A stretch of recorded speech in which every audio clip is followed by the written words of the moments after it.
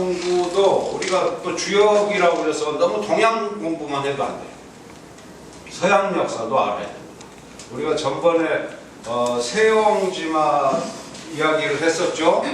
그 이제 동양 공부했는데 오늘은 그와 유사한 서양 역사 고대에 나왔던 그런 지혜의 한 토막을 연습합니다. 우리 동양 역사의 아버지는 사마천이라고 그러죠. 서양 역사의 아버지는 헤로도토스라고 그러죠. 이 사람이 쓴 책 이름이 역사인데 거기 보면은 그 제1장에 아주 이제 특이한 인물들이 등장합니다. 처음 봤습니다.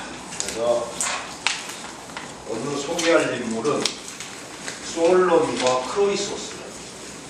크로이소스.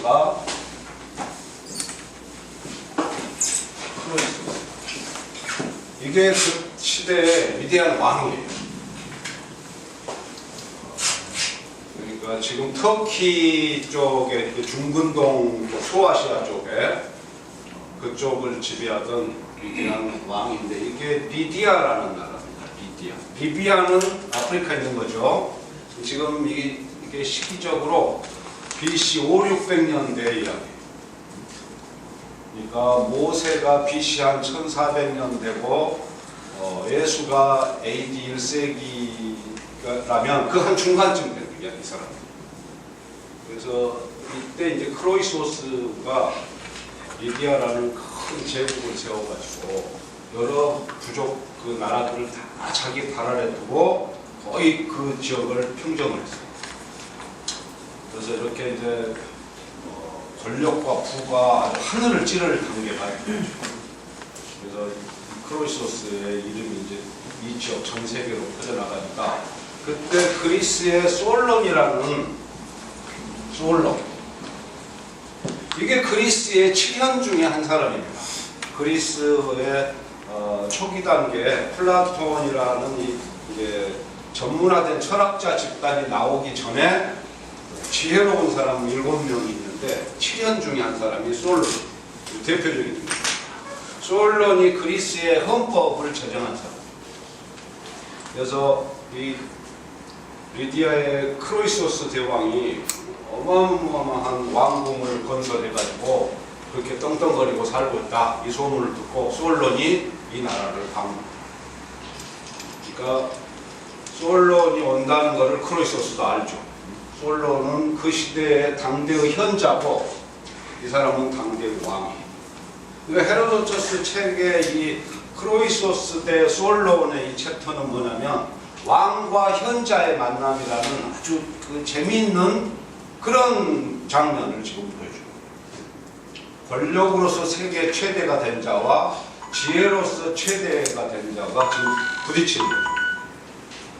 그래서 이 왕궁에 이제 그리스의 솔론이 나타나니까 크로이소스가 아주 환대를 하면서 연회를 베풀어줘요.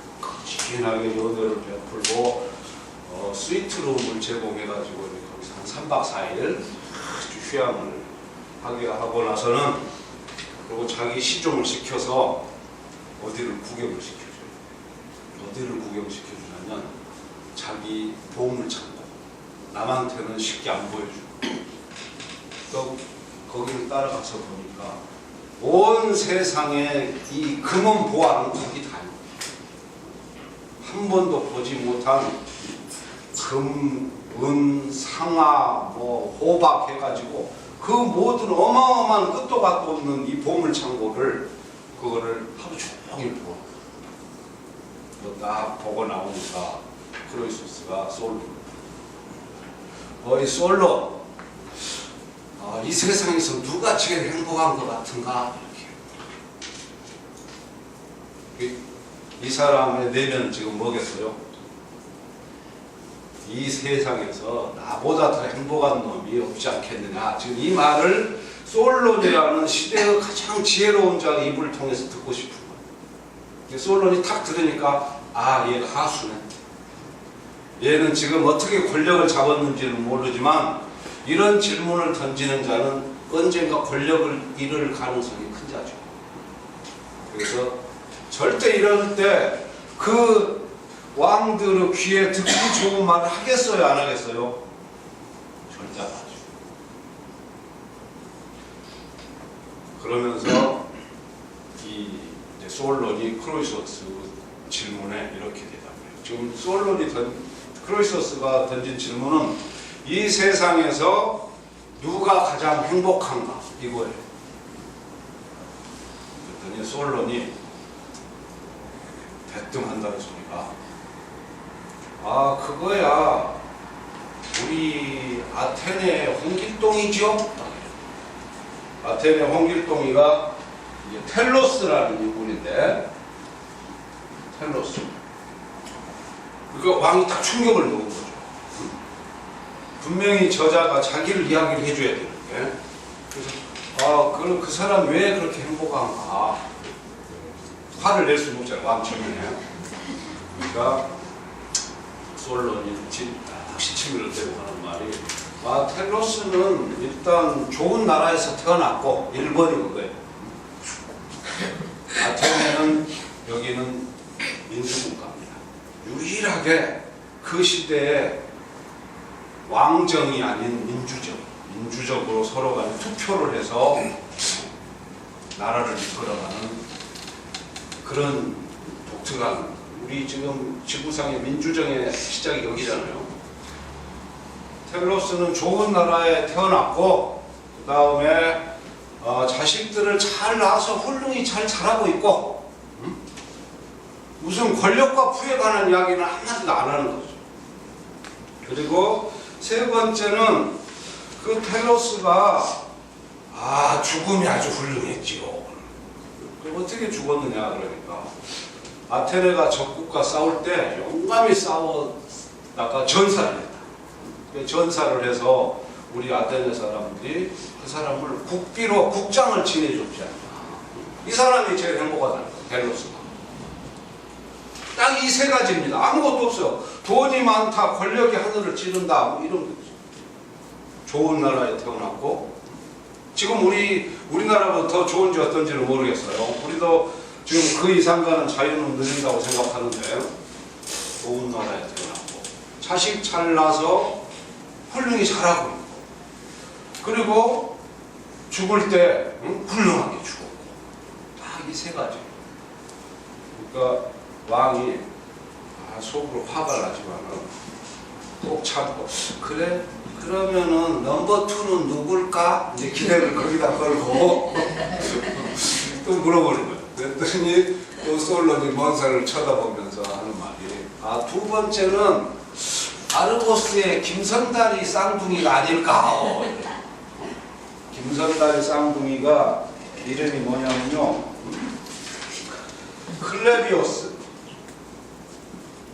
클레비오스하고 비통 이 쌍둥이 이 사람 생판 드럼도 한 번도 들어본 적이 없는 거예요. 지금 이 크로이서스 왕은 조금이라도 유명한 애를 자기랑 견줄만한 애를 이야기해 주면 이게 용납이 되겠는데 어디 이름도 모르는 시골 애들을 지금 솔론이 내놓은 얘 둘을 이야기해. 그러니까 지금 얼굴이 막 이그러지는 거지. 그래도 이유를 물어봐야 되잖아요. 왜 그러는가? 얘네들은 태어날 때부터 쌍둥이로 태어났는데 체력이 아주 좋아가지고 올림픽에서 우승한 애들이다. 일단 1번. 그다음 2번은 뭐냐? 얘들이 아주 효자라는 거예요. 효자. 그래가지고 어느 해 그 신전에서 큰 이벤트가 벌어져서 엄마가 거기를 가고 싶어 하는데 마치 집에서 기르던 소가 밭에 나가서 일을 하느라고 써먹을 수가 없어서 아들 둘이 멍에를 치고 그 우마차를 끌고 엄마를 신전까지 30리 길을 달려가서 그 구경을 시켜드렸다. 이렇게 효자다. 지금 이야기 계속 나오는 게 권력과 부하고는 아무 관계가 없는 이야기. 그러면서 세 번째, 항상 세 번째는 솔론은 죽음을 이야기해. 죽음의 자리가 어떠냐. 이 사람 둘이 근데 엄마한테 그날 잘하고 이상하게 신전에 들어가서 잠을 잤는데 무슨 조화인지 모르게 잠든 채로 그대로 둘 다 동시에 사망합니다. 그래서 아르고스 사람들이 이 두 사람은 정말 특출난 사람들이라고 생각을 해서 동상을 세워준다. 이 두 사람이 이 쌍둥이가 그렇게 남바투다. 그러니까 크로이소스가 화를 내면서 야 수월론, 그럼 내가 저런 서민들보다도 내가 행복하지 않단 말이야. 그럼 내 이 권력과 이 부는 내한테 아무 가치도 없다는 거야. 이렇게 봅니다. 이 장면이 헤로도투스 그 제1장에 딱 나와. 지혜로운 자와 권력 있는 자의 이 대립. 그러니까 수월론이 다 이렇게 치고 나가면서 왕이시여, 당신은 지금 나에게 인간의 운명에 대해서 물었습니다.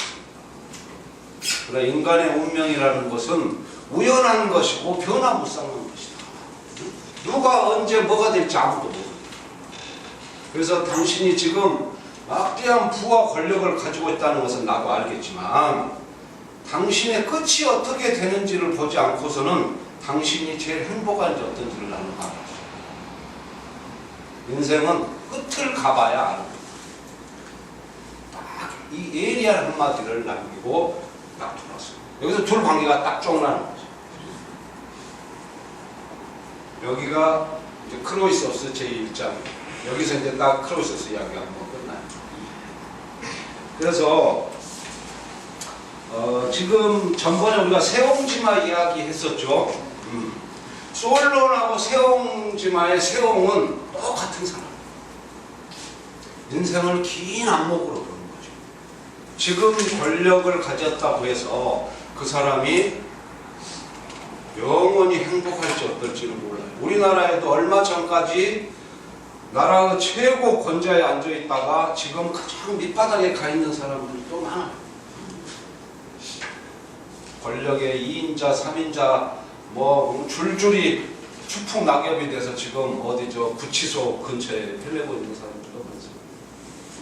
그러니까 이 솔론, 세옹지마의 세옹, 주역 공부를 많이 하는 사람, 이런 사람들의 공통점이 인생을 긴 텀으로 보는 거예요. 긴 텀으로. 그래서 일희일비하지 않는 이 내공을 기르는 거지. 그런 점에서 이 서양이나 동양이나 현자들의 행동 양식은 같은 것 같아요. 그런 뜻에서 지금 크로이소스 1라운드를 말씀을 드렸고, 이제 다시 우리 중국 고대로 돌아가 봅시다. 지금 우리가 공부하려고 하는 이 주역은 이거는 주나라 때예요. 근데 주나라 전에 우리가 알아야 할 중요한 왕조가 하나 더 있어요. 그게 은나라. 그러니까 이 은나라가 국가 중대사를 결정할 때요 모든 일에 점을 쳤어요. 이 점술 문화가 아주 성행했던 나라고, 이게 그 국가의 어떤 중요한 공식적인 행사와, 그러니까 지금 우리가 지금도 이 계명천지에 제사 지내는 문제를 우리가 가벼이 하지 않잖아요. 우리 동양인들이. 이 제사의 근원을 거슬러 올라가면 공자를 만나고, 2500년 전에 저희 어머니가 공씨라고 했잖아요. 이 공자로부터 다시 또 1000년을 거슬러 올라가면 은나라. 그러니까 이 은나라 사람들은요 무슨 중대사를 놓고 항상 하늘에 천재를 지내면서 제사를 지내고 점을 쳐요. 이 그 기운이 실은 지금 오늘 우리한테 제사를 지내고 경건히 하는 이 태도가, 그래서 이 은나라가 이 점이라고 하는 점술, 이것을 이제 시작했던 왕조인데, 점술을 하는 과정에서 발생한 부산물이 뭐냐면 이게 갑골물이에요. 그러니까 점은 이제 점을 칠 때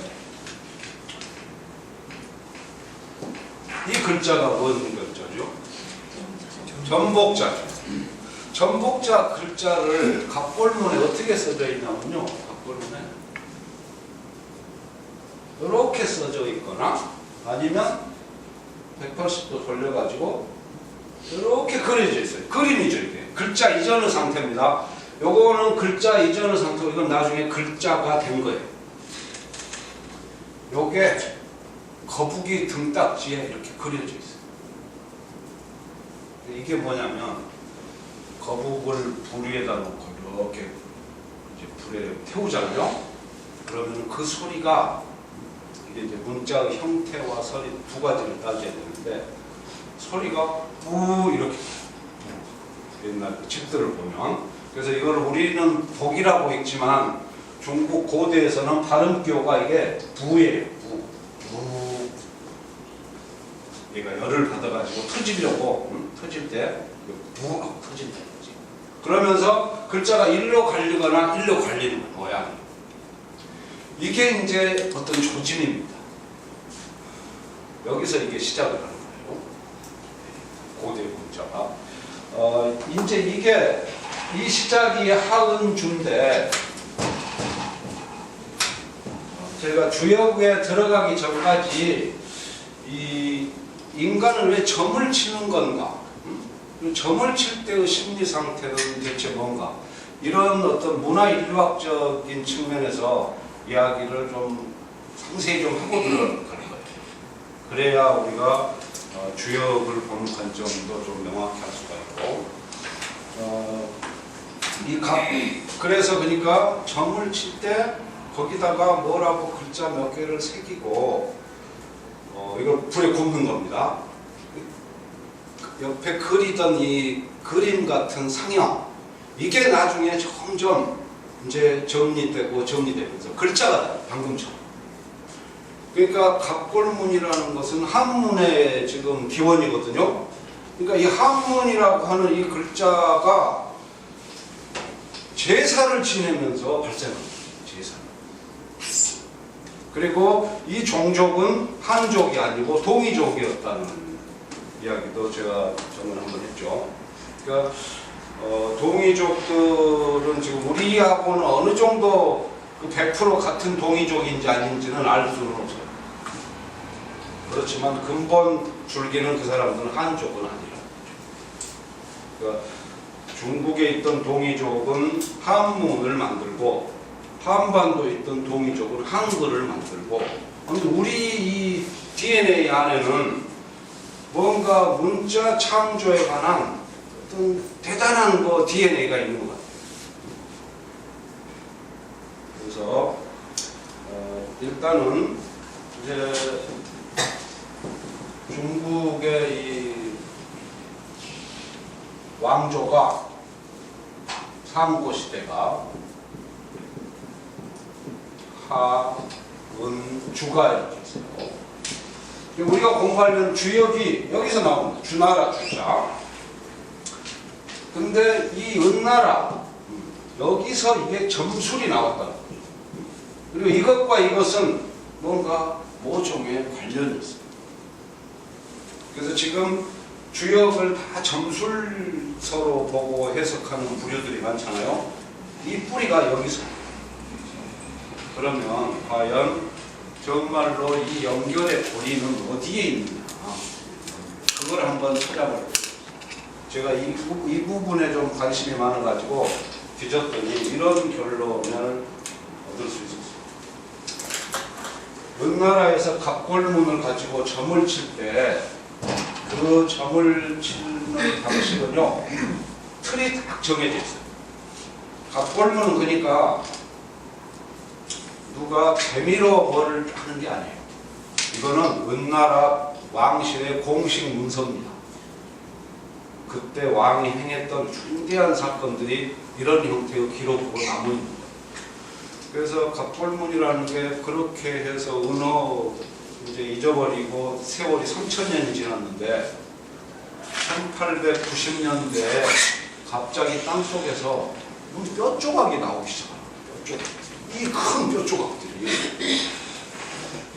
그래가지고 그거를요 중국 사람들 그 한약 탕 끓이는 거 좋아하잖아요. 그걸 용골이라고 팔아먹어가지고 이걸 어디 막 그 만병통치약처럼 가루 내서 막 먹고 그랬어요. 근데 이게 왕의정이라는 이 금속학자 눈에 탁 뜨인. 그래서 땅 속에서 햇빛을 3000년 만에 햇빛이 나가지고 중국이 아주 난리 나는 거지. 세계 고고학계에서도 큰 사건이고. 그래서 이제 이게 갈아먹는 게 아니고 이게 문자가 중요하구나 이걸 알았어요. 그러니까 거북이 등딱지에 이런 글자들이 몇 개 쫙 써져 있는 거지. 그림 같은 글자. 그래서 이 중국 왕서방들이 또 무슨 짓을 했겠습니까? 글자가 안 써진 그 뼈에다가 가짜로 글자를 새기는 거예요. 가짜로. 그래갖고 이거를 학술적인 그 연구를 할 사람들한테 비싸게 팔아먹어야 되니까.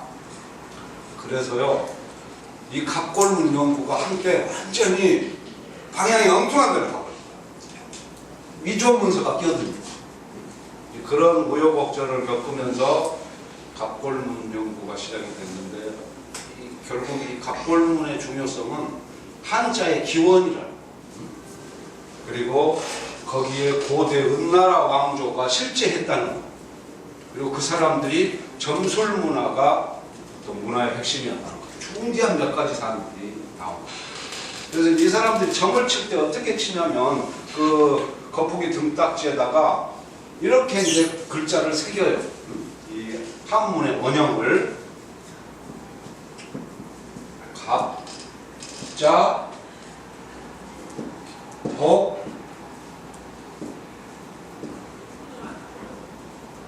정.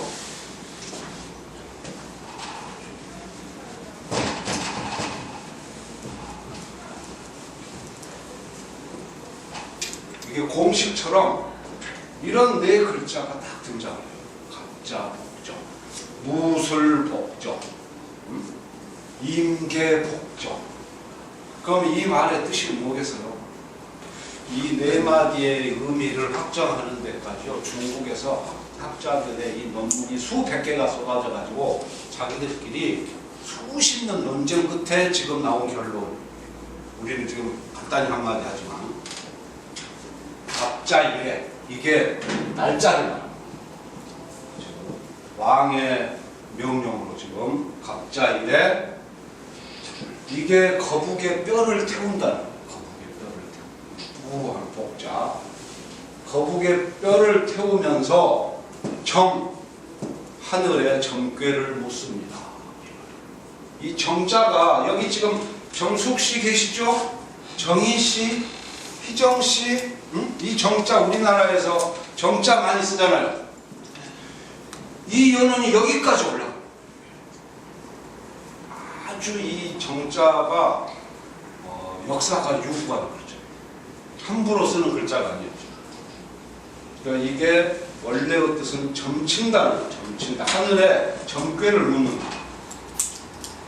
근데 지금은 우리 한문 목표를 배우면 뭐라고 돼 있죠? 고들점 이렇게 돼 있죠. 고들점. 점칠점이 고들점으로 변했는데 원래는 이건 아니죠. 이제 의미가 이렇게 변화를 일으킨 거고 원래는 점친다는 거죠. 점괘를 물어야 하니까 그 사람의 마음이 삐뚤어져 있으면 되겠어요, 안 되겠어요? 안 되지. 그러니까 고들정이라는 속뜻이 나오는 거예요. 그러니까 이거는 조금 의미가 축소된 것이지 아주 틀린 건 아니죠. 다만 원래의 뜻을 알아요. 이 구조예요, 이 구조. 딱 이 마지막에 이 정자가 등장하는 갑자복정. 갑자년에 거북뼈를 태우면서 하늘에 점괘를 묻나이다. 이 왕실 공식 문서에 이렇게 등장을 합니다. 그렇게 하고 뒤에 이제 가장 유명한 그 점괘를 묻는 내용이 나오는데 순, 무,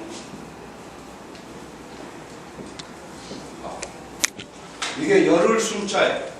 우리가 초순, 중순 그러잖아요. 하순, 다리 3순으로 돼 있잖아요. 그 순자입니다. 열을 순자.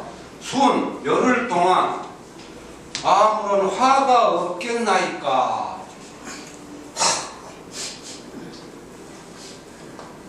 갑자, 법정, 순무화.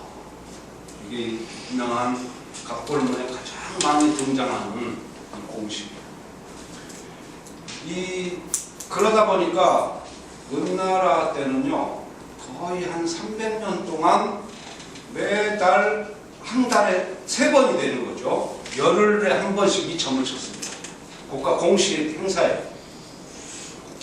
한 열흘 지나면 다시, 이제 그때는 이 날짜가 바뀌겠죠. 무술일로 바뀌겠지. 무술, 복정, 순무화. 앞으로 열흘간 무슨 화가 없겠습니까? 이 화, 우리 어디서 많이 봤죠? 응? 화와 복에 관한 이야기.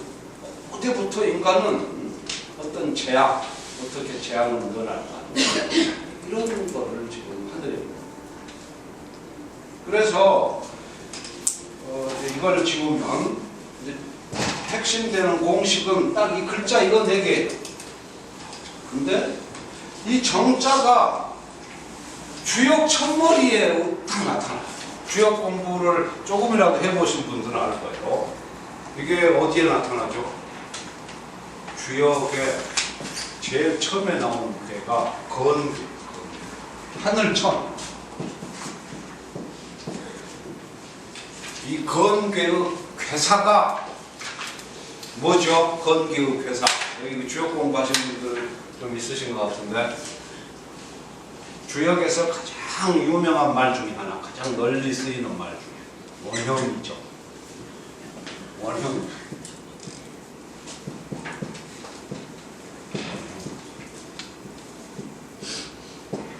주역 공부 좀 한 사람들은 뭐 다 이 말들을 한마디씩은 합니다. 이 말의 의미에 대해서. 크게 형통한다. 거두면 이롭다. 지금 통상 그렇게 알려져 있어요.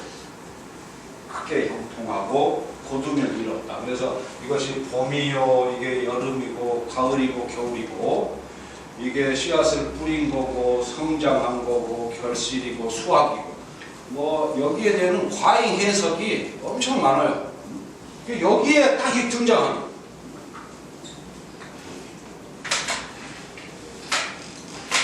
그러니까 여기서 이제 차이점은 뭐냐면, 이제 지금부터 우리의 무기는, 주역을 뚫고 가는 우리의 무기는요, 뭐가 돼야 되냐면은 논리라 해야 돼. 논리.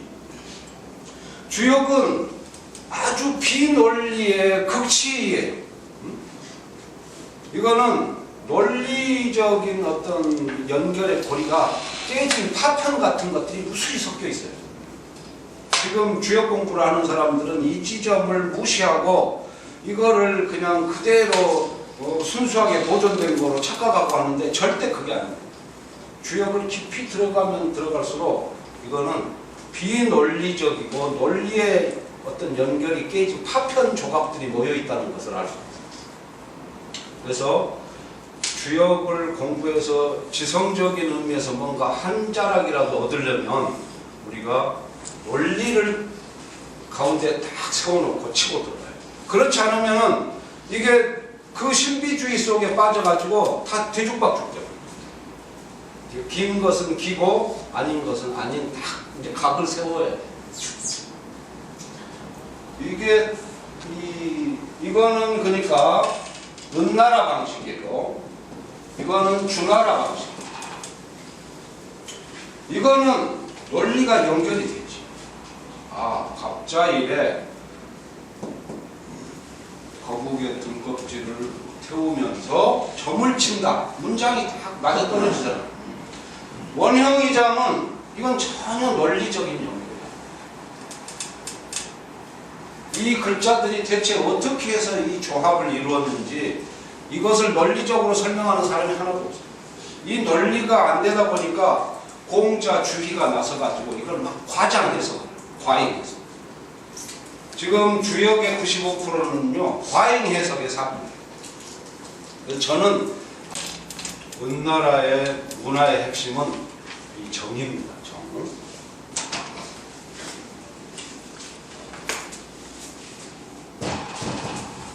정은 하늘의 정궤를 묻는 행위를 말함과 동시에 그러한 하늘의 제사를 지내고 하늘의 뜻을 묻는 그 사람을 뜻하기도 해요. 그래서 그런 사람들을 정인이라고 합니다. 이 정인 집단이 있는데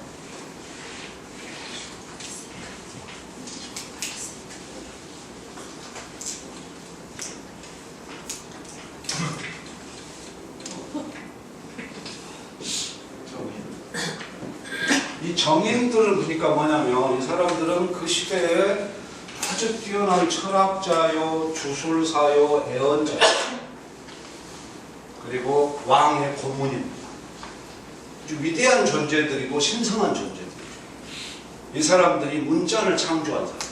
그러니까 그 3000년 전에 인간이 이제 동물에서 막 문명의 단계로 적었을 때 문자라는 생각을 어떻게 했겠어요? 이 뛰어난 어떤 철학적 두뇌를 가진 은나라 문화의 핵심 세력들, 이 사람들이 은혜 문명을 일으키고 거북에 점을 칠 때 글자를 써서 만들고 이런 식으로 하면서, 그래서 결국 주나라가 이제 은나라를 은나라는 아주 문화 강대국인데 아주 문화국이에요. 주나라는 저 산속 변방에 있던 미개국입니다. 주나라가 할 줄 아는 것은 전쟁 기술밖에 없어요. 그래서 은나라가 잠시 한눈을 파는 사이에 주나라가 가서 은나라를 공격해가지고 여기서 이제 전쟁으로 멸망시키고, 이게 육아의 관점에서 보면 황제가 있는데 하나의 작은 나라의 공국의 그 군주에 불과했던 주나라 애들이 하극상을 일으킨 거죠. 그래서 나라를 뒤집어 엎은 거예요. 그러니까 문화의 전달이 정상적으로 되겠습니까? 안 되지. 우리가 생각해야 될 지점이 그거예요. 이 과정에서 등장하는 고사가 누구냐면 우리 중고등학교 때 한번 들어보셨을 거예요. 누굴까요? 은나라에서 주나라로 나라가 전쟁통에 휩싸이면서 멸망하던 이 와중에 등장하는 유명한 고사. 이게 백이숙제 고사. 백이숙제 들어보셨죠? 내가 수양산에 가서 고사리 캐먹다 죽었다는 거. 응? 이 백이숙제가 은나라의 고죽국이라는 작은 나라의 왕자들. 근데 자기네들이 보니까 주나라의 무왕이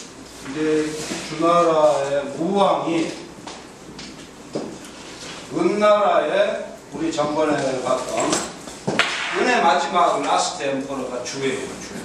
이 주하고 같이 놀던 그 총애하던 첩이 그게 달기지. 달기 이야기를 많이 들어보셨잖아요. 달기랑 놀다가 나라를 말아먹었다. 역사에는 그렇게 돼 있다는 거예요. 그래서 이 주자 이거를 보면은요, 참 이 역사가 무섭다는 게, 여러분이 목표를 놔서 이 주자를 한번 찾아보세요. 그러면은 해석이 뭐라고 뜨냐면은 주임금 주. 이 결론은 뭐냐? 이 글자는 주가 죽은 이후에 아무도 쓰지 않는 글자가 되어버렸다. 오로지 이 글자는 은나라의 마지막 임금, 그 패망한 나라의 전쟁으로 망해서 죽은 그 임금을 가리키는 글자 하나로 쓰일 뿐이지 다른 의미로 전혀 안 쓰여요. 역사에서 이렇게 승자와 패자의 운명이 이렇게 가요. 지금 뭐 문자는 얼마나 많이 씁니다. 이 글자는 화석처럼 주자. 많은 왜곡과 더불어서 이때 그 백이숙제의 고사가 그거예요.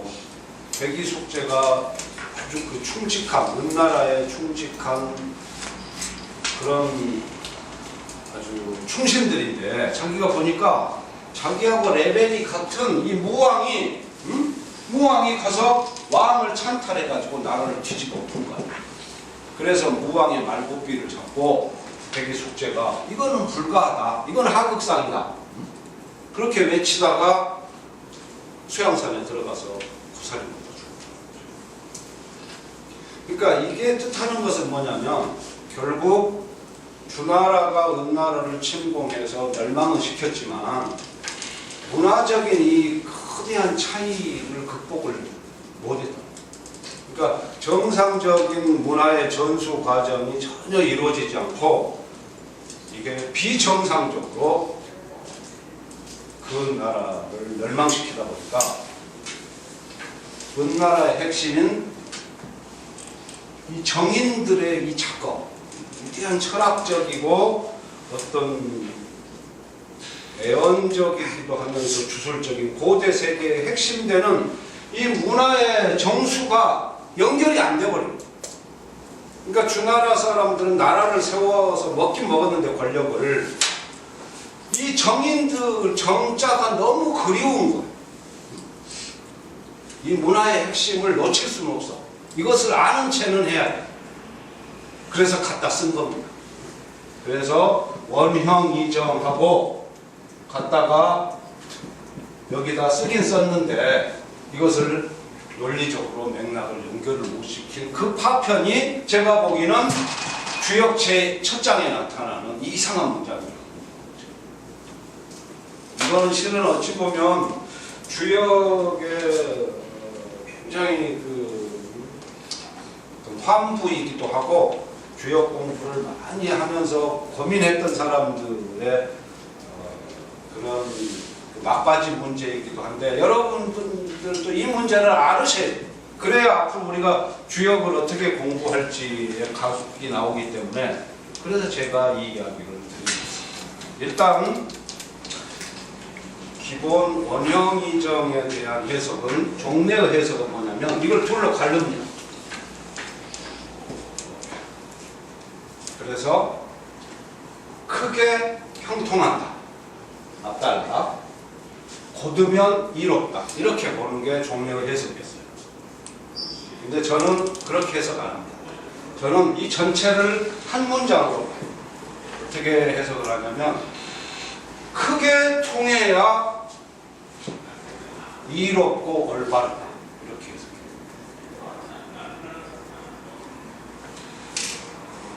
그러니까 제가 보기에 인생에는 원형이 있고, 이거는 크게 통하는 거죠. 원형이라는 게, 원은 이게 크다는 뜻이에요. 크게 통하는. 형은 통할 통자예요. 이는 이건 조금 신경을 쓰셔야 되는데, 이롭다는 이 이자의 이 옆에 이 왼쪽의 변이, 이게 벼화예요. 추수를 잘 해서 수확을 하는 게 이로운 거예요. 그러니까 이게 어디 갑자기 하늘에서 떨어진 이득을 말하는 게 아니라 가장 정상적이고 정당한 이득을 말하는 거예요. 노력해서 얻은 거. 이게 이 이자 안에 들어있는데, 지금은 뜻이 많이 지금 잘못돼가지고 무슨 로또 같은 것을 이득으로 지금 보잖아요. 그런 뜻이 아니에요. 그래서 이 이는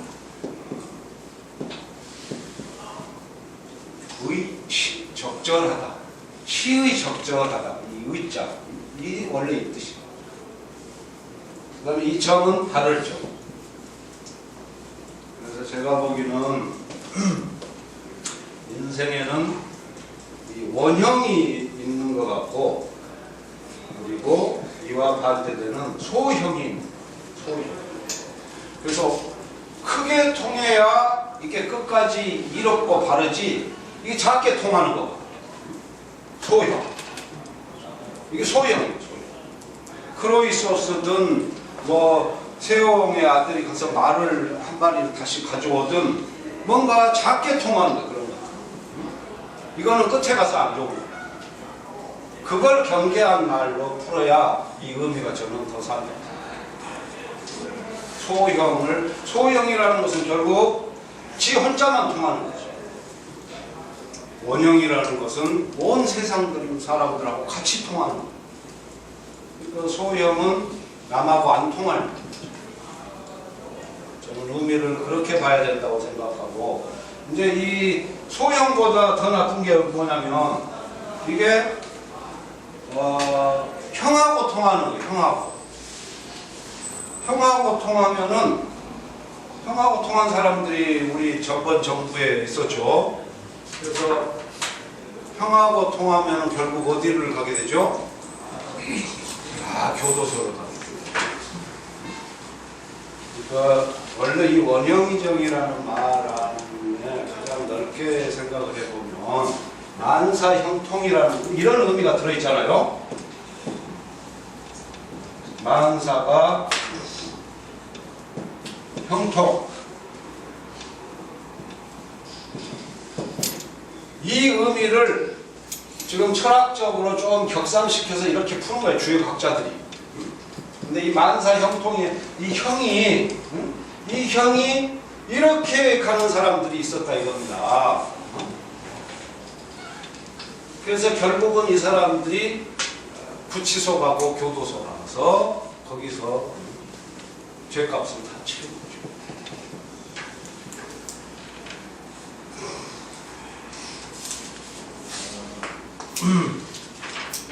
안 그래도 엊그제 제가 교도소 접견을 갔다 왔는데요. 이게 좀 웃기는 이야기인데, 남부구치소가 있어요, 저 광명시에. 근데 그게 영등포 구치소가 한 10년 전에 없어지면서 새로 생긴 데거든요. 근데 이 남부구치소 앞에 거기에 이제 그때 이동하면서 무슨 풍수쟁이가 나서가지고 어디 명당 털을 잡지 않겠어요. 그러면 교도소는 뭐 하는 데예요? 정신수양하는 거지, 정신수양. 그렇게 해서 도덕을 새로 익혀가지고 나와야 되지 않겠어요? 그러니까 풍수들이 그런 거 신경 쓴 것 같아요. 그래서 남부구치소 앞에 자그마한 산이 있는데 그 산 이름이 혹시 뭔지 아세요? 그 산 이름이 도덕산이에요. 그 산 이름. 차를 몰고 가다가 내비를 딱 보니까 도덕산이거든요. 야, 내가 그래서 무릎을 탁 치면서 풍수쟁이가 이게 뭐를 아는 사람이다. 딱 접견을 하는데 이놈이 큰 죄를 졌거든요. 실형이 지금 임박해요. 머리를 극적극적 하는 거예요. 변호사님, 저 몇 년 살을까요? 가면 물어보는 건 그거밖에 없어. 저 집행유예 나올까요? 몇 년 살을까요? 그래서 제가, 야 이놈아, 너 이 앞에 산 이름이 뭔 줄 아냐? 도덕산이다. 제가 그 이야기 했어요.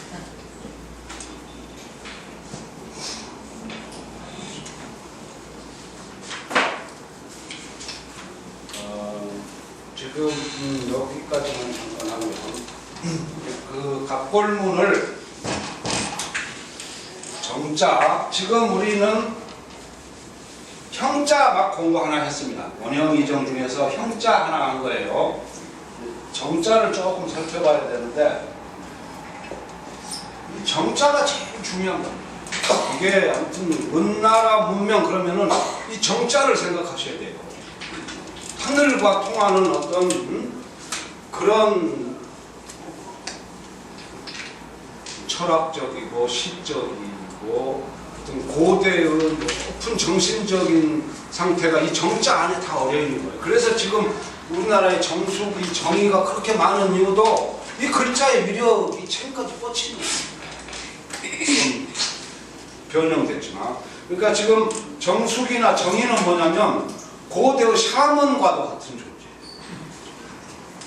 주술사고 무당이에요. 그래서 이 넋을 우주의 넋이 돼서 하늘과 이 땅의 이 삶을 서로 통할 수 있는 그런 큰 도량을 가져야 이게 정수기가 되는 거예요. 정의가 되는 거, 원래 뜻은. 이 정자가 갑골문에요. 이런 글자가 있습니다.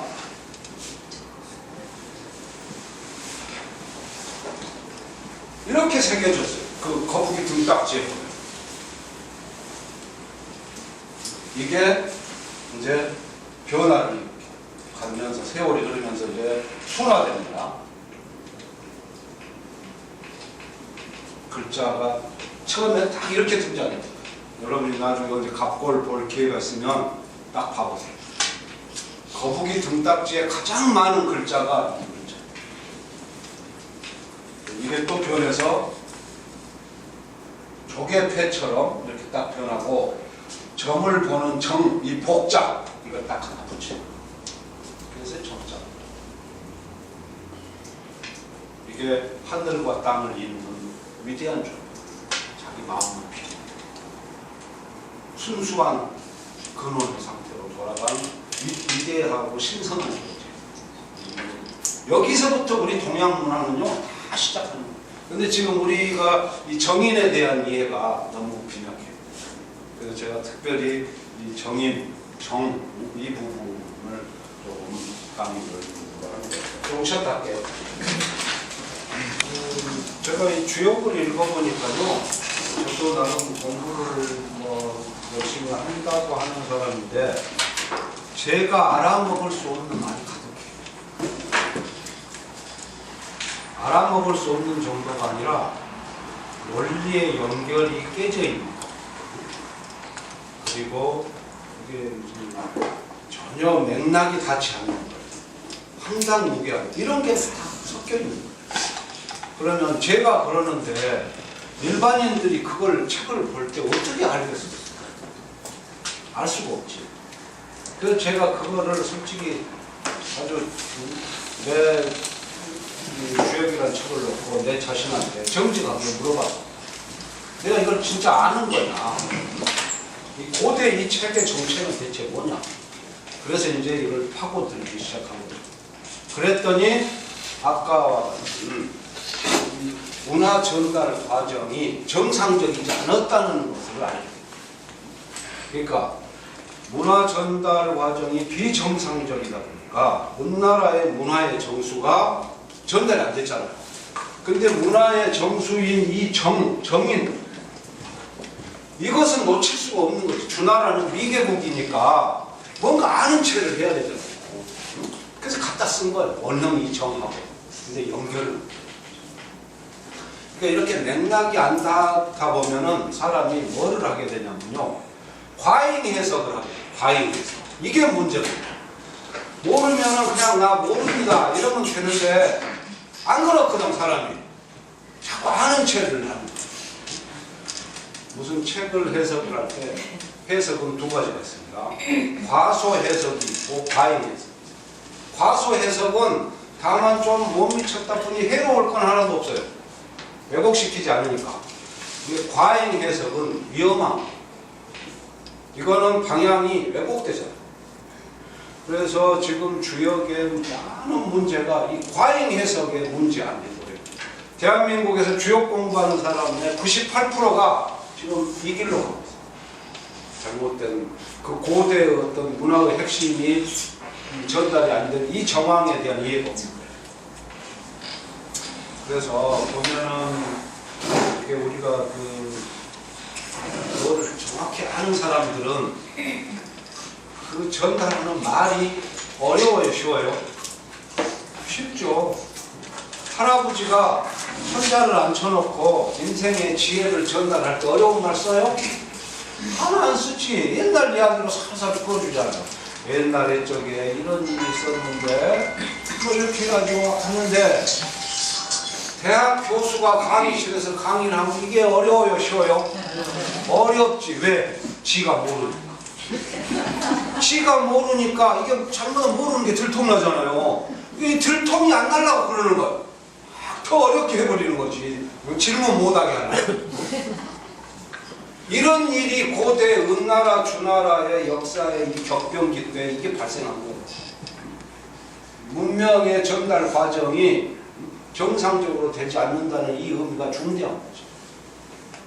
그래서 알 수는 없지만 너무 멋있는 이런 글자들, 이런 글자들이 논리의 연결이 이게 딱 끊어진 채로 막 들어와 있어요.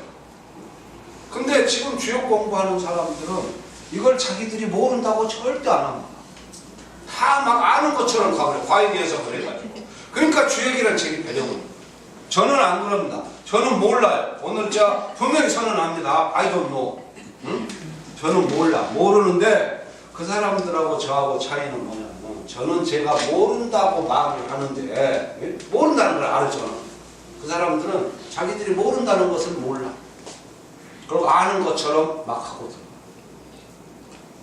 근데요, 모르는 것과 아는 것을 다 구분해 버리잖아요. 그럼 사람이 편해집니다. 그러면은 머리가 개운하고 밤에 잠도 잘 와요. 근데 모르는 것을 마치 아는 척하고 그럼 막 머리가 무거워져. 그래가지고 이 사람들은 먹은 것이 소화도 안 되고 밤에 잠도 잘 안 와요. 계속 한 번 거짓말을 해놓으니까 그 다음에는 더 막 복잡한 거짓말을 가져와서 이걸 이론 구성을 하는 거예요. 응? 그리고 알아들을 수도 없는 이상한 말로 막 이거를 응? 이 정자를 막 빙빙 안개로 막 감싸는 거죠. 그래서 주역이라는 책은 함부로 들어가면 위험하더라고요. 그래서 제가 오늘 하는 작업은 지금 주역에 들어가기 전에 제가 사설이 상당히 길죠. 지금 전번 시간부터. 이거는 뭐냐? 주역의 과잉 해석을 금해야 된다.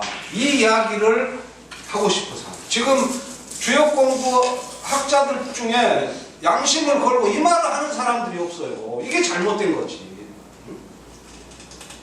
그러니까 이 주역이 자꾸 신비주의 문서처럼 잘못돼요.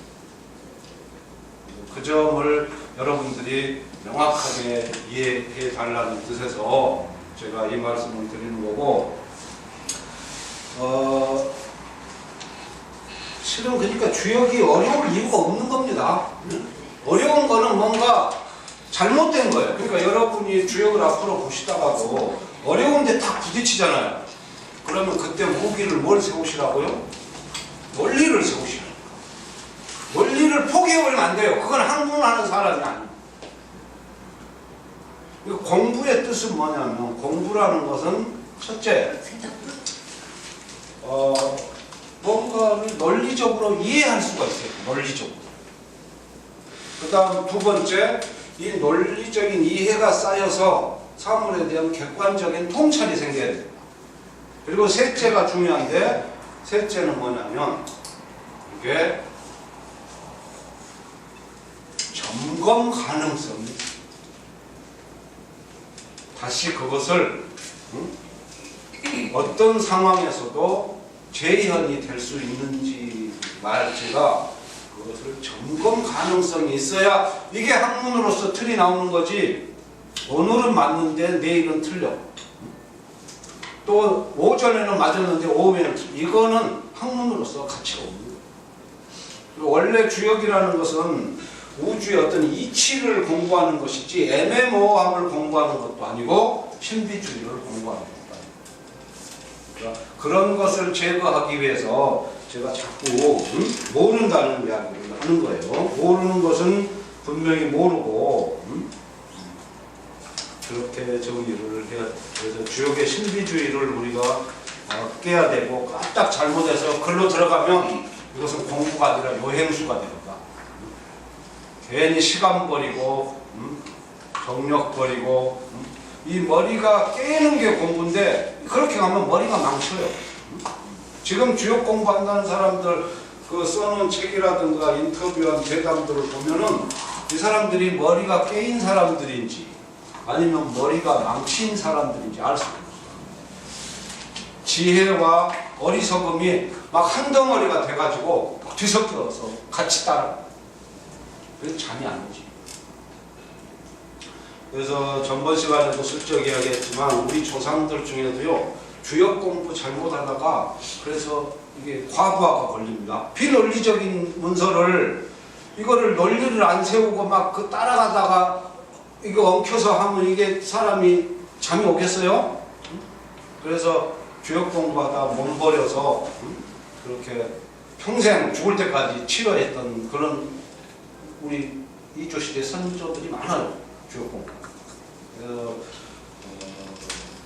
주역에 대해서는 실은 상당히 예리한 비판도 있었던 거지만 500년 역사가 이제 성리학의 나라고 공자의 나라다 보니까 이게 계속 과잉해서 그 이 과정 안에 있었고 제가 일부러 이 이야기를 하는 겁니다. 그러니까 주역의 문제를 좀 좋게 보자면은 이런 것 같아요. 원래는 어떤 이 우주에 대한 지도가 있었던 것 같아요. 정인들이 보던 어떤 높은 세계에 대한 자기들의 그런 지도랄까? 아무튼 뭔가 원형 같은 게 있었던 것 같은데 은나라, 주나라가 막 망하고 전쟁통에 휘말리면서 이 지도가 이게 찢어지면서 분실된 거지. 이 지도가 조각나서 사방에 흩어진 겁니다.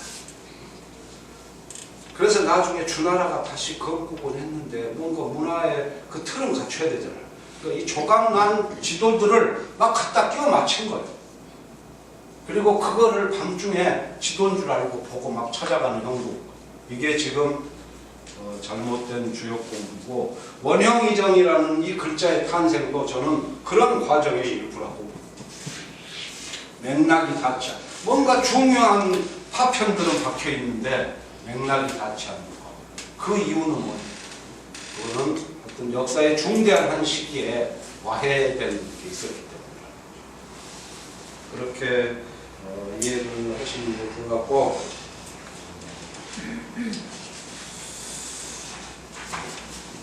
이제 우리 동양 이야기를 또 좀 했으니까 다시 이제 서양으로 또 한번 가봅시다. 점은 우리만 친 거 아니에요. 고대 시대에는 온 천지가 동서양 가릴 것 없이 중대한 문제에 직면하면 다 점을 쳤어요. 점을 쳤어요. 그래서 우리 동양에서 가장 유명한 점치는 나라는 은나라죠. 갑골문이라는 문자까지 창제됩니다. 그 시절에 저 세계적으로 뭐 서양 쪽에 문자가 없는 나라들이 허다했어요. 아주 미개한 시대에 직면했던 거고. 다만 서양에서 그때 가장 점치는 걸로 유명했던 데가 어디냐면은 어디죠? 서양에서 신탁소 그러면 어디예요? 델피. 그리스의 델포이가 서양의 그 가장 센 무당의 신기가 흐르는 땅, 델피가. 그래서 서양 사람들도 그때 서양은 그 그리스라는 것은 중근동하고 이렇게 연결되어 있잖아요. 터키, 지금의 터키 소아시아 쪽하고. 그래서 이 사람들이 점 볼 일이 있잖아요. 그러면은 막 금은 보화를 싸지고 델피에 가서 동남물을 드리고 신탁을 물어요. 그래서 이제 아까 이야기했던 크로이소스 제2라운드가 이제 여기서 나와요. 이 크로이소스가 아까 이제 크로이소스가 다시 돌아왔습니다. 아까 솔론하고 지금 아주 냉랭하게 쫑났죠. 이게 쫑이 났어. 그렇게 하고 속으로 이제 합딱지가 나는 거야. 야, 이 새끼가 나를 몰라보네. 이렇게 하고 야욕을 다지다가 그 일대를 거의 이제 그 점령을 했죠. 크로이소스가. 그랬는데 다만 저쪽에 대국으로 있는 페르시아만을 못 먹었어요. 페르시아. 그러니까 그때 두 큰 세력이 하나가 리디아가 있고 하나가 페르시아가 있고 요게 BC 한 6세기 정도. 그래서 이 크로이소스가 페르시아에 대한 영토의 야욕을 다 드러낸 거예요. 그래서 델피 신탁에다가 정궤를 묻는 거예요. 내가 출병을 해서 페르시아를 치면 성공할까 말까. 중대한 일이잖아요. 부분이. 이 이야기가 헤로도토스 그 제1장에 지금 계속 나와요. 솔론 이야기에서부터 어떤 인생의 중대한 어떤 판단의 미스, 인생의 행복과 불행, 이 챕터가 여기 있습니다. 그러면서 델피 신탁에다가 그 갖다 바친 동남물이요 리스트가 헤로도투스에 나와 있는데 어마어마합니다. 황금 사자상 몇 개, 또 황금 벽돌도 있어요. 벽돌을 그때 황금으로 만들었어요. 황금 벽돌 117개. 네. 황금 벽돌이 117개. 뭐 은으로 만든 여인상, 전부 금은 보화 상화 뭐 이런 거 해가지고 지금으로 치면 8톤 트럭으로 한 10대가 간 것 같아요. 그렇게 하고 신탁을 이제 구했는데 답이 딱 그거예요. 크로이소스가 출병하면 대제국이 멸망하리라. 그래서 크로이소스가 벌쩍 뛰어오르면서 너무 기뻐가지고 그 델피 주민들 수천 명한테 금화 투냥식을 다 하사해요. 너무너무 기뻐가지고.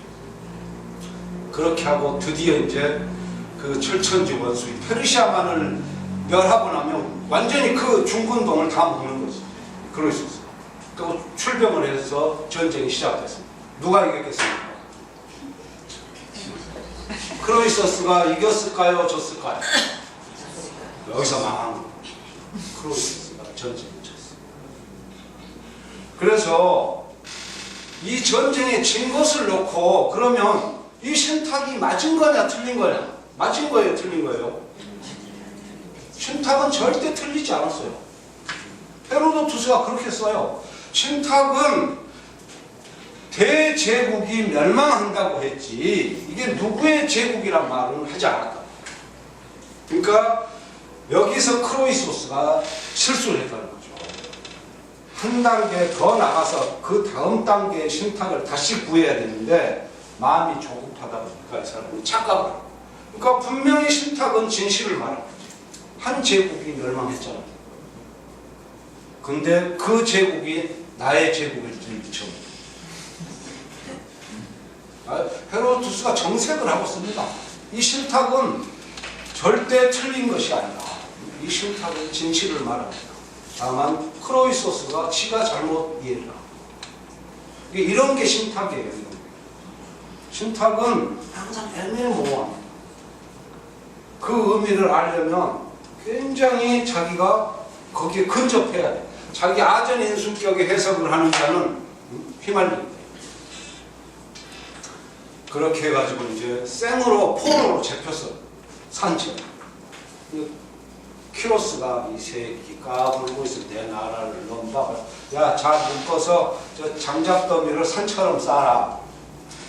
이렇게 해서 이렇게 꽁꽁 묶어가지고 위에다가 저 얹어서 밑에 불 좀 떼봐라. 소년 14명과 더불어. 이 소년 14명은 왜 나왔는지는 모르겠는데, 그래서 지금 15명이 왕과 소년 14명이 장작불 위에 딱 올라갔어요. 불을 막 지피고. 고된 뭐 전쟁 지고 나면 산채로 화염시키잖아요. 그럼 화염이 막 솟아오르는데 크로이소스가 그때 뭐라고 막 몇 마디 비명 같은 거 막 지르는 거예요. 세 마디. 그러니까 키로스가 옥자에서 앉아있다가 좀 궁금한 거예요. 저게 뭔가. 야, 쟤 좀 끌어내려봐라. 불을 끄고 이렇게.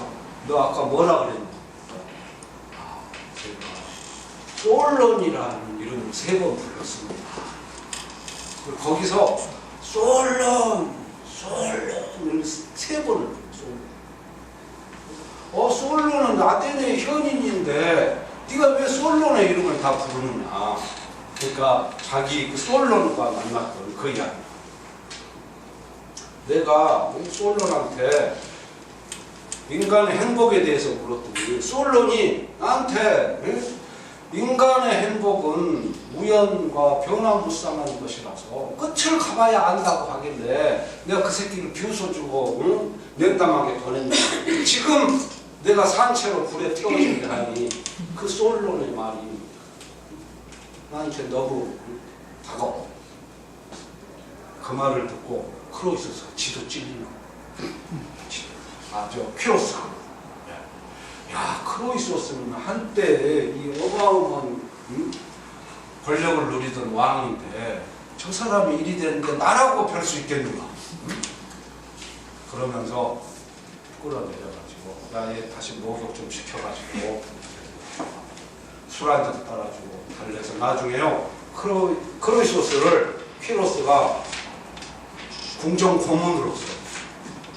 그러니까 이 벌써 키로스는 관용의 정도가 다르잖아요. 사람을 대하는 인품이. 크로이소스하고 벌써 차이가 딱 나는 거죠. 근데 이 키로스가 누구냐? 여기 기독교인들 계시죠? 키로스. 이 키로스가 구약에 등장합니다. 구약 이사야서인가 어디 보면은 키로스거든요. 근데 이름을 알아먹을 수가 없어. 개화기 때 우리 선조들이 서양 사람들 이름을 번역할 때 우리 발음 비슷하게 해가지고 이게 구약 성경에 보면 뭐라고 나오냐면 이 키로스가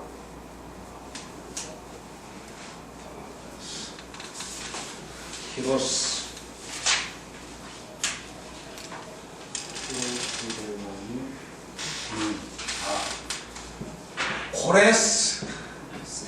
고레스 대왕.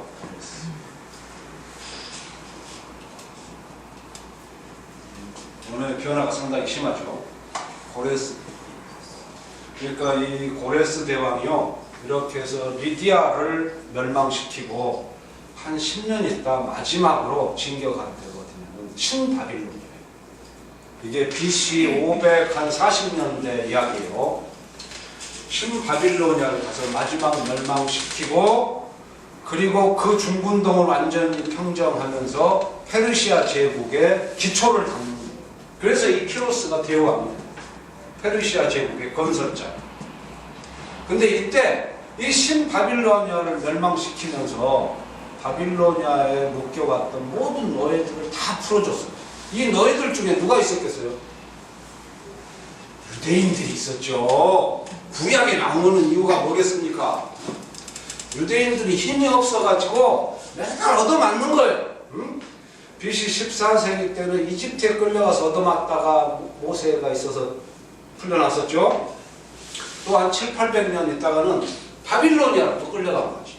거기서 노예 생활을 하고 있는데 이 키로스가 와서 바빌로니아를 멸망시키고 그 나라에 예속되어 있던 노예들을 싹 풀어주고 걔네 얼마나 이 키로스가 관대하고 아량이 넘치는 인물인지 피정복민의 종교를 다 인정하고 허용을 해줬어요. 그러기는 진짜 없어요. 그래서 유대인들이 갑자기 그냥 키로스의 이 은덕으로 노예 생활을 면하게 된 겁니다. 그래서 너무 감사한 나머지 구약의 이 키로스를 극구 칭찬을 하는 거지. 그러면서 키로스에 대한 칭찬이 너무 도가 지나쳐가지고 어느 정도까지 가냐면 예수한테 바쳤던 그 언사가 기름 부음 받은 자라는 거거든요. 가장 인간을 높이 받드는 언어겠죠. 고레스를 기름 부음 받은 자라. 그 정도까지 고레스의 그 어떤 은혜를 많이 받았다. 요게 키로스와 크로이소스 제2탄. 이 쫙 그게 다 나와있습니다.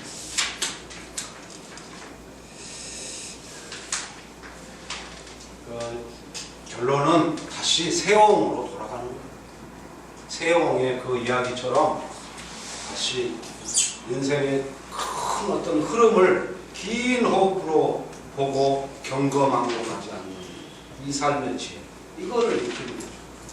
이게 고대 그리스의 현인도 마찬가지고 동양의 현인도 마찬가지고 우리가 주역 공부를 하는 것도 다 그런 겁니다.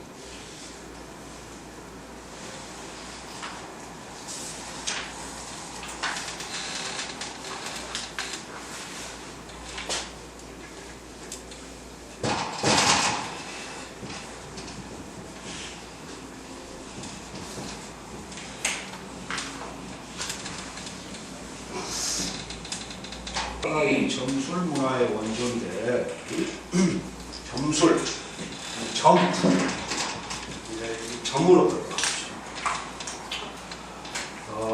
이 점이란 글자가 어디서 왔겠습니까? 좀 질문을 바꿔서 점복자하고 점자하고 어느 게 먼저 생긴 글자겠어요? 어느 게 먼저 생겼어요, 글자? 당연히 점복자가 먼저 생겼지. 점복을 쳐서 이거는 점괘는 잘 알 수가 없잖아요. 그래서 그것을 말로 풀어준 것이 점괘예요. 이게 점. 이거는 거북이의 그 갈라진 모양 그 자체지. 뭔가 아직 해석이 남아있는 거죠. 그리고 이거는 해석된. 그러니까 모든 게 이제 여기서부터 이제 시작을 하는 겁니다. 그러니까 어찌 보면은 고대 중국의 이 한자의 시원을 우리가 거슬러 올라가면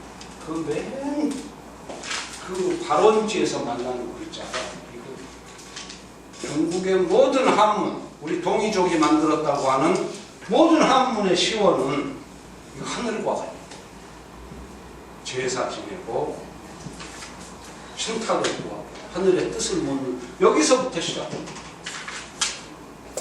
모두 문자의 원조가 아닐까 저는 그런 생각도 해봐요. 아무튼 그 갑골문의 정자와 이 복자 이게 이제 문화의 핵심에서부터 시작을 합니다. 그래서 글자들을 조금 고대 한자들을 공부를 좀 해보면 지금 이게 우리 삶에까지 어떻게 그 연면이 이어져 오는지를 한번 볼 필요가 있어요. 이제 이 복자가 있습니다. 복순이. 우리나라에 이 복시성도 있어요. 복시성. 이름 중에 뭐 복순이는 이 복자는 안 쓰죠. 복만은 복자 쓰지만. 이 복자, 이게 형태상으로는 그 거북의 등껍질이 불을 받아서 갈라지는 어떤 그런 모양, 그거에서 올 거고, 소리로서는, 음운으로서는 이게 그 열을 받아서 갈라질 때 내는 소리, 부 하는 거, 거기서 왔다. 음과 형상이 다 관련돼요. 그래서 이게 이제 점점 글자가 여기서부터 발전하기 시작합니다. 방금 본 이 하늘의 뜻을 물어서 그것을 첫 번째 말로 푸는 거죠. 점괘를 푸는 거. 이게 점자고, 그 다음에 아까 그런 행위를 하는 사람, 그렇게 묻는 그 하늘에 묻는 그 행위, 그게 이게 점이죠. 그러니까 점은 아까 그림 보셨지만 그 상명문자 그 그림이 원래 뜻하는 게 뭐냐면 세발솥 들어보셨죠? 세발솥. 옛날에 그 하늘의 제사를 지낼 때는 솥을 네발솥을 안 써요. 세발솥. 왜? 네발은요 균형을 맞추기 힘들어. 항상 삐그덕해 네발. 이걸 다 맞추기가 어렵습니다. 근데 세발은 항상 딱 맞아요. 안. 그래서 이 삼각형의 의미가 있는 거예요. 세발. 이 정자가 이게 세발 정자예요. 아까 그림 그렸던 이거. 이게 이겁니다. 이것을 측면에서 본 글자가 이거였습니다. 이 세발솥을 옆에 놓고 향을 피우면서 하늘의 뜻을 묻는 자. 이 자가 점이. 이 정자 여기 있잖아. 지금 이게 여기 있고, 그 다음에 이제 이게 이 사람이 하늘의 뜻을 물을 때 주로 또 어디 가서 부르냐면 큰 나무 밑에 가서. 그게 뭔 시예요? 우리나라 성씨 중에 그런 성씨가 있어요. 나무 밑에 가서 하늘에다가 하늘의 뜻을 묻는 그런 샤먼, 그런 주술사의 그 DNA가 흐르는 성씨가 있다니까. 박씨. 박씨가 이거 나무 옆에 가서 점을 치는 거예요. 이 사람의 원조가 누굽니까? 신라에 있어. 신라. 이 박역거세지. 박역거세가 원래 샤먼입니다. 샤먼. 주술사예요. 그 다음에 이제 쓸만한 나무가 안 보여. 멋진 나무. 이 나무는 지금 우리나라 신화에서 무슨 나무를 뜻하겠어요? 신화적인 상상력을 한번. 우리나라 고대 신화에서 이 나무는 무슨 나무일까요? 길수나무. 박달나무. 박달나무. 이게 다 연결이. 그러니까 이 박을 지금 목편을 펴면 손박알 박. 이거는 고들적. 이거는 손박알 박. 이게 다 아니라는 거예요. 이게 의미가 축소되고 축소돼서 여기까지 온 거예요. 다 점칠 박. 점칠 점점. 근데 점을 치려면 이 박역거세의 이 마음의 심리 상태가 이게 삐뚤어져 있거나 때가 타 있으면 점괘가 나오겠어요? 그게 순박한 박자가 됩니다. 다 관련이 있는 거예요. 그래서 이제 우리나라 그 단군 신화에 있는 박달나무가 이제 등장하잖아요. 근데 이제 박달나무도 없어. 그러면은 내가 재단을 쌓아야지.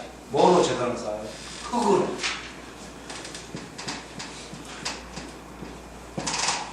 이게 괴짜예요.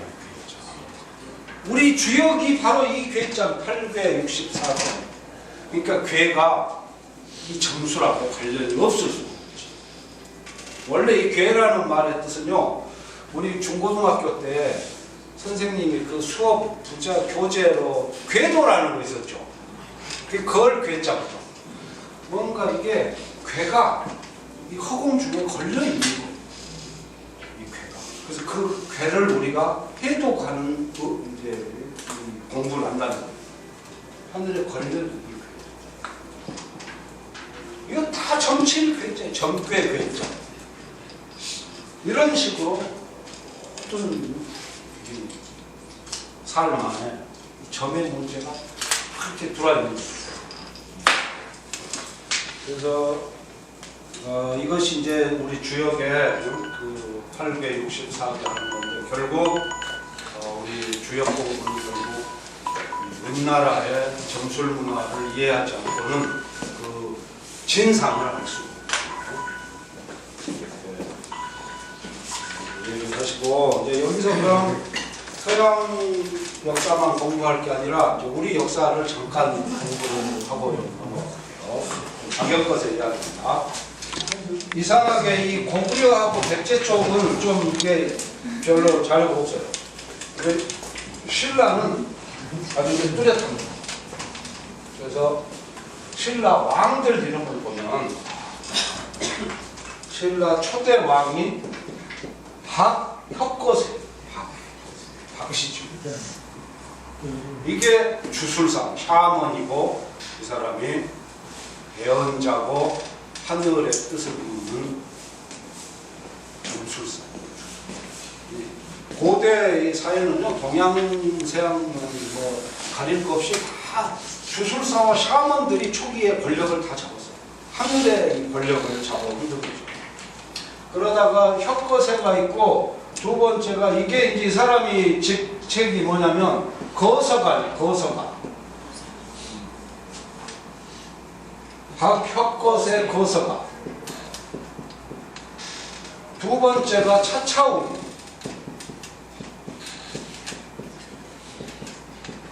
차차웅이 이게 무당이에요. 자충이라고 하는데 뭔가 수컷을 뜻합니다. 자충. 그 다음에 세 번째 왕명이 그러니까 이 고구려나 백제처럼 그렇게 순화된 형태로 가는 게 아니라 아주 알아먹을 수 없는 토속적인 막 언어가 섞여 있는 게 신라예요. 신라가 제일 미개했거든. 항상 이 미개한 데서 결집된 힘이 나오는 겁니다. 마케도니아도 아주 미개한 나라였고, 방금 우리 공부했던 주나라도 아주 미개한 나라였어요. 그런 나라에서 어떤 힘이 나오는 거예요. 이 나라가 문명국을 맺고 또 돌아가는 이게 역사입니다.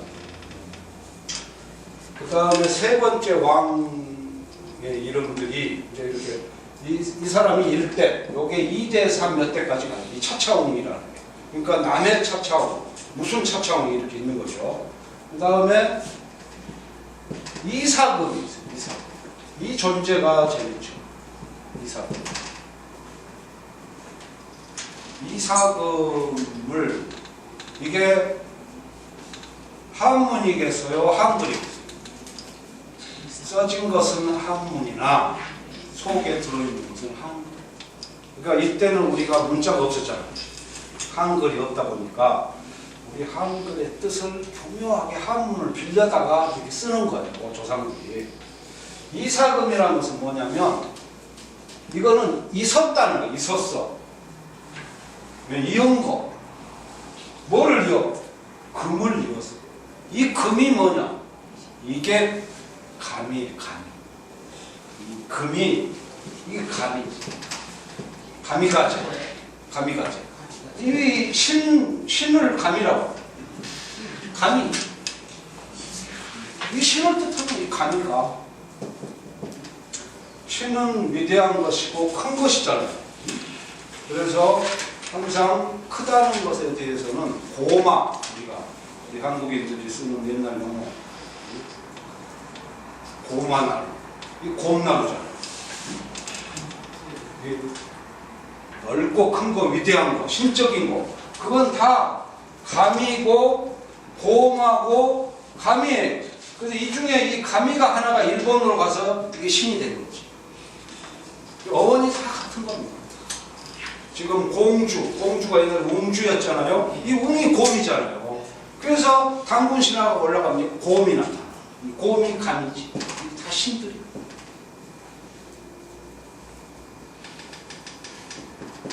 그러니까 이 사금은 뭐냐?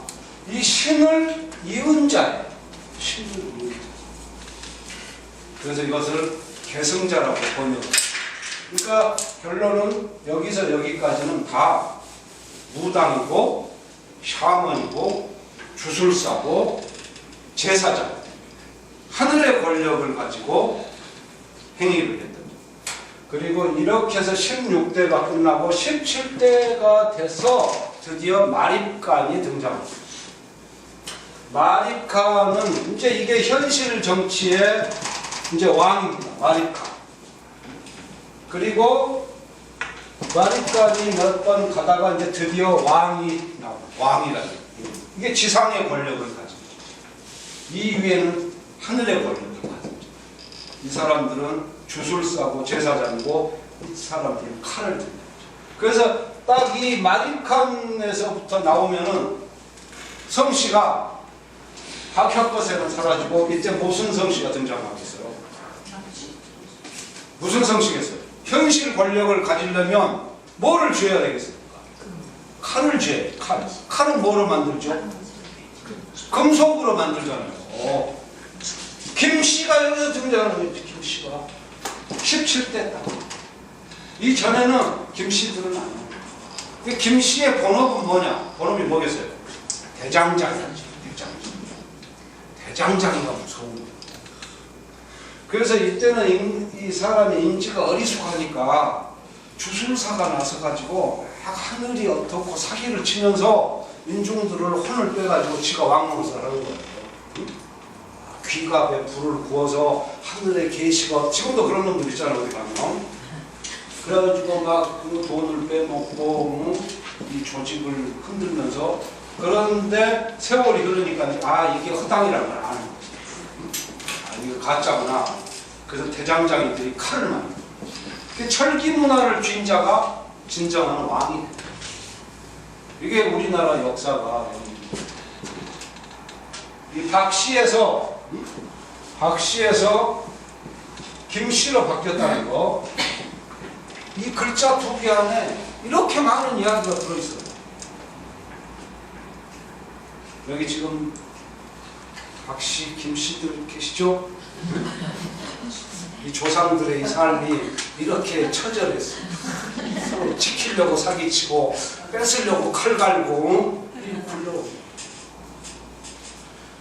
근데 우리 이 동이족의 문제는 이게 좀 객관적으로 누가 좀 연구를 해야 되는데, 은나라가 지금 동이족이라는 이야기를 제가 몇 번 하잖아요.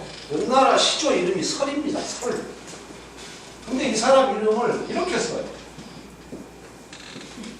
이상설이가 이런 설자 쓰시던가. 설. 이걸 설이라고 읽어요. 이게 은나라 시조. 이 우리나라 시조들이 고구려 동명왕은 알에서 태어나가지고 뭐 햇볕을 받았다고 그러잖아요. 이 알신화, 난생신화, 이게 동이족이어서 그런지 은나라에도 똑같이 있어요. 그래가지고 자기 엄마 간적이가 하늘에서 현조, 검은 새가 떨어뜨리는 알을 먹고 이 아들을 낳았다고. 그런 거 보면 이 동이족들은 난생설화의 어떤 공통점이 또 있어 보입니다. 이 설을 자세히 보시죠. 이게 여기 또 정쳤네 이 사람. 이 설이 또 점을 쳐서. 그럼 이 글자는 뭐냐? 이 글자는 더 웃긴. 이거는 원래 소견갑골을 뜻합니다. 소견갑골. 그러니까 갑골문이 갑이 뭐예요? 거북의 등딱지. 골이 뭐예요? 소의 견갑골. 그러니까 거북이나 소를 가지고 점을 쳤던 거죠. 그러다가 거북이가 그렇게 큰 게 은나라가 참 북방인데 그게 많이 잡히겠어요. 그리고 소라는 거는 농경을 하는 민족이 맨날 그렇게 잡을 수 있습니까? 어렵지. 근데 점점 변해가는 거죠. 근데 초기에는 이게 소뼈로 점을 쳤다는 걸 알고. 참 고대 사회의 한 장면을 우리가 오늘 좀 공부를 하면서 점술로부터 이어지는 어떤 주역의 전수 과정이 결코 정상적이지 못한 문제가 있어서, 그래서 논리가 파편이 나가지고 잘못된 지혜와 어리석음이 한데 엉킨 문서가 이 지금 주역이라는 책이다. 그 이야기를 하려고 지금 동서양을 빙 한 바퀴 돌아서 여기까지 왔습니다. 오늘 마치겠습니다.